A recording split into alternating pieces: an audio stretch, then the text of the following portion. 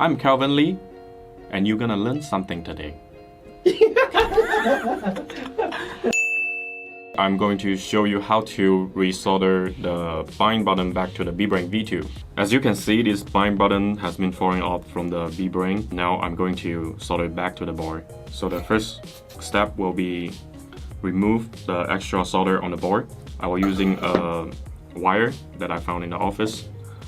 Strip a wire, get a metal part, and then I'll put a little bit flux on the metal part.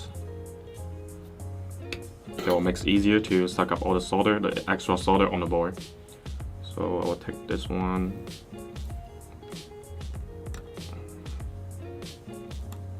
Okay, and then the second pad.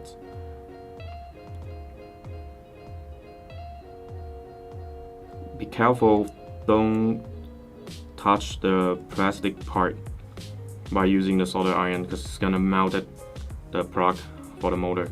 Now the extra solder is removed. I'm going to put the bind button back on. First of all, you have to apply a little bit flux to the bind button solder pad to make it easier to get back to the solder pad on the board. So I like to attach it a little bit on both sides and then align to the solder pad.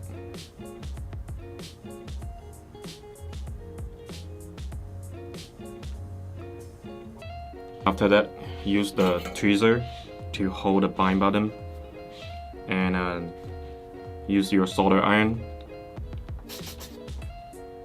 to apply some solder on the tips. Hold down the bind button, use your solder tips to attach the solder pad a little quick.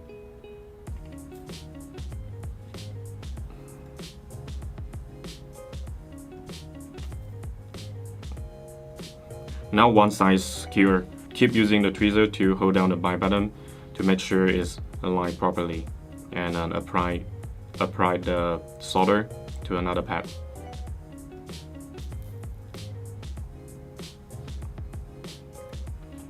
Now we're going to grab a battery and see if you can get into the bike mode. Plug in the battery, and then you can see the red line here is flashing. And now we're going to hold down the bind button for 1 second and flip back. Now it's flashing fast. Now it's on binding mode right now. Now you know how to correctly solder the bind button back to the BeeBrain V2. If you have any questions or comments, please leave them below. Thanks for watching, and I will see you in the next video.